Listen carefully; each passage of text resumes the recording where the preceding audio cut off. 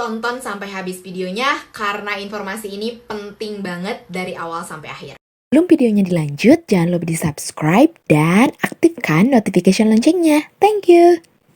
Hi everyone, welcome back to my YouTube channel. Oke, jadi di video kali ini aku bakalan kasih tahu gimana caranya beli mobil di Australia dan apa sih yang harus dipertimbangkan ketika kita mau membeli mobil di Australia. Oke, aku cerita dulu ya. Aku cerita dari pengalamanku. Jadi, waktu itu aku memutuskan untuk membeli mobil dan aku tuh nggak tahu permesinan, makanya aku minta bantuan ke temanku kayak gitu. Jadi temanku bilang suggest-nya teh cari aja di marketplace kayak gitu. Jadi aku cari di marketplace kan. Nah di sini itu kita mostly menggunakan Facebook. Jadi Facebook itu di sini sangat-sangat berguna teman-teman.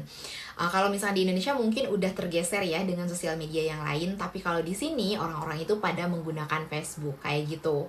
Nah akhirnya waktu itu aku install lagi Facebook untuk cari-cari mobil sesuai dengan budget yang udah aku tentukan kayak gitu.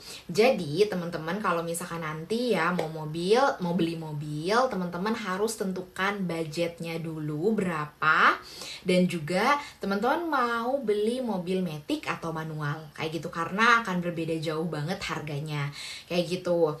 Jadi teman-teman bisa langsung cari-cari di marketplace Facebook seperti ini. Nah setelah itu teman-teman kalau misalkan ada yang cocok, teman-teman tanya aja langsung ke si ownernya bisa inspeksi kapan kayak gitu.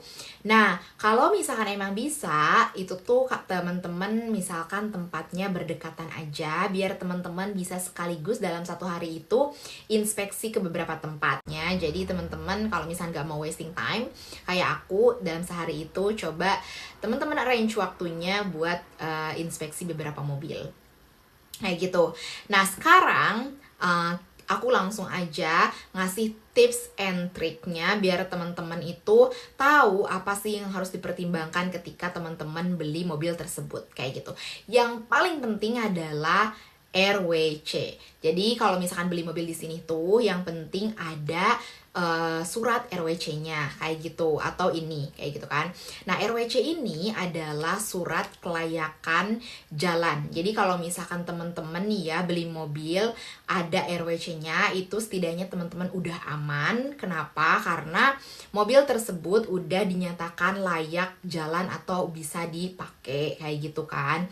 Soalnya kalau misalkan gak ada RWC-nya nih ya, biasanya nanti teman-teman harus ke mekanik dulu karena di sini tuh nggak bisa sembarangan orang bisa mengeluarkan RWC. Jadi bener-bener mekanik yang sudah terdaftar.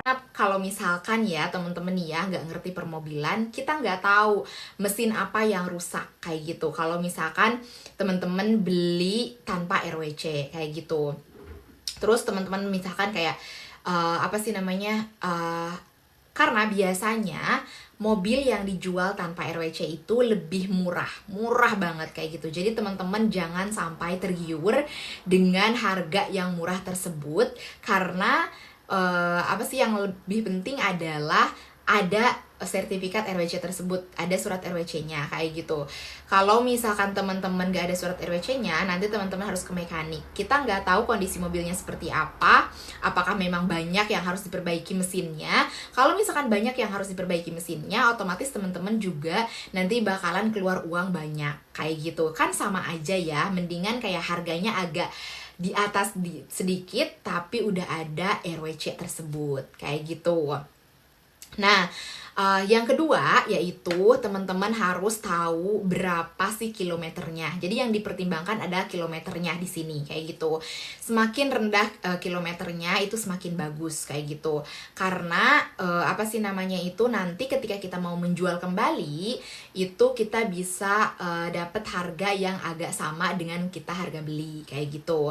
Jadi biasanya teman saya suggest di sini lebih baik itu kayak sekitaran 2000 itu masih aman misalkan ya RWC-nya, mungkin di bawah itu lebih bagus lagi. Tapi kalaupun misalkan nggak ada banget, it's okay, kayak 2000-an. Terus nextnya yaitu Rejo. Nah si Rejo ini sebenarnya nggak apa-apa kalaupun misalkan teman-teman dapat Rejonya cuma 1 bulan lagi. Karena waktu itu juga aku 1 bulan lagi. Tapi setidaknya teman-teman ada waktu untuk ke main roadnya ngebalikin atas nama kalian. Nah kalau misalkan ada rejonya, jadi kalian tidak harus terburu-buru untuk ngebalikin nama dan bayar rejonya, karena rejo juga harus bayar. Tapi memang rejo itu sudah ada ketentuannya, jadi nggak akan sekaget nggak ada RWC-nya. Kalau tadi RWC itu sangat krusial, kenapa? Karena kita nggak tahu mesin apa yang harus diperbaiki ketika tidak ada RWC-nya. Tapi kalau misalnya si Rejo ini udah ada standarnya gitu kan dari pemerintah si pajaknya ini. Jadi it's okay mengenai Rejo ini walaupun nggak terlalu lama gitu kan. Misalkan kayak cuma 1 bulan kayak gitu, 6 bulan mungkin lebih bagus kayak gitu. Tapi kalaupun misalkan kayak cuma 2-3 bulan it's okay. Terus juga yang selanjutnya yaitu logbook.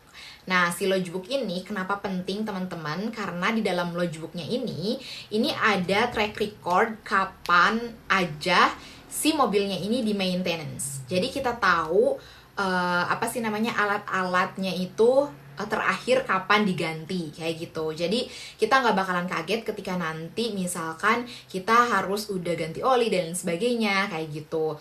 Karena pengalamanku, aku tuh waktu itu lupa, si ownernya tuh lupa nggak minta logbooknya di mekanik. Jadi akhirnya dia ngasih logbook yang baru. Alhasil ketika aku terima, ternyata logbooknya itu kosong dan aku nggak tahu kapan mereka maintenance terakhir kayak gitu. Dan kalau misalnya ada apa-apa ke mobil kita, itu tuh harus manually kita buka dan cek satu-satu. Dan aku itu kayak waktu itu ngerepotin temanku banget untuk ngecek apakah itu ada masalah sama mobilnya kayak gitu, harus dicek, harus dilihat satu-satu. Ternyata alhamdulillah masih bagus semuanya, tapi memang karena nggak bisa dilihat track recordnya, jadi agak-agak membuat temanku itu kesusahan ya gitu kan untuk ngecek apakah udah udah yang terbaru atau belum gitu, apa udah diganti atau belum kayak gitu. Kayak businya, terus lagi aku juga gak ngerti ya, cuman kata temenku kayak businya, terus lagi filter untuk bensinnya, terus oli dan lain sebagainya. Oke, yang terakhir yaitu foam ini. Nah, foamnya itu sebenarnya bisa kita isi sendiri karena ada di main roadnya. Tapi owner yang baik itu biasanya udah sediain kayak gitu, karena kita nggak harus repot-repot isi data-data mereka kayak gitu. Jadi kalau misalkan emang ownernya udah niat, biasanya mereka udah siapin ya kayak gitu formulir-formulirnya. Kalaupun misalkan nggak apa-apa sebenarnya, cuman teman-teman mungkin akan kerepotan aja nanti ngisi sendiri, ngisi data-data si ownernya kayak gitu. Nah, itu dia beberapa hal yang perlu kalian pertimbangkan ketika kalian mau beli mobil di Australia. Next videonya aku bakalan bahas tentang gimana sih cara maintenance mobilnya dan nanti juga daftarin rejonya. Thank you so much for watching. See you next video. Bye.